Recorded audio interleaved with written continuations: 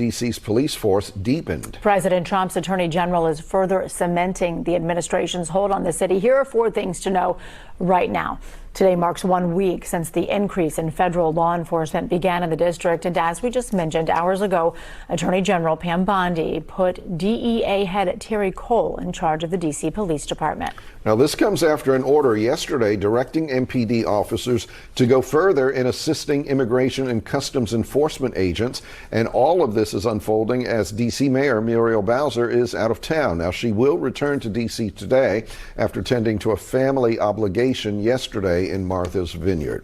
For more on the overnight developments, we want to go to News 4's Joseph Omo. Yeah, there's kind of a lot to unpack and understand here, so help us with that.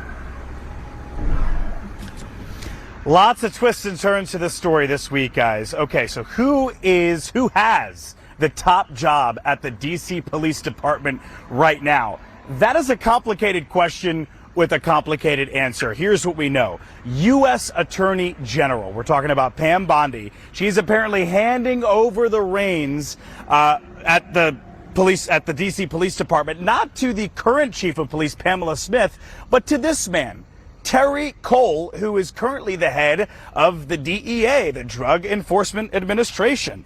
In an order signed by Pam Bondi yesterday, she says that Cole will assume all the powers of the D.C. police chief, that Cole has the authority to issue orders, and that existing leadership within the police department actually has to receive approval from him before issuing any directives.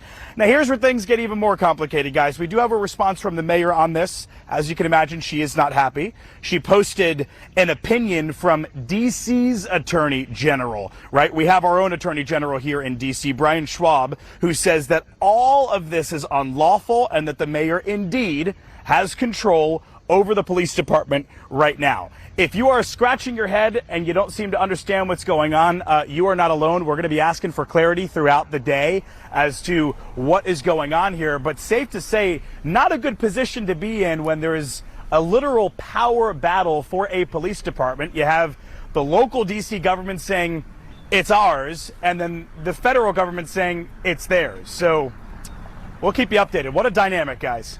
Back to you. All right, this is all playing out. Kind of worth noting, the extra law enforcement, as you've been mentioning, continues around D.C. We see some folks behind you kind of protesting there this morning, Joseph. Aside from that, tell us what it's like out there at Union Station this morning. As you guys can imagine, lots of opinions on what has happened over the past week or so.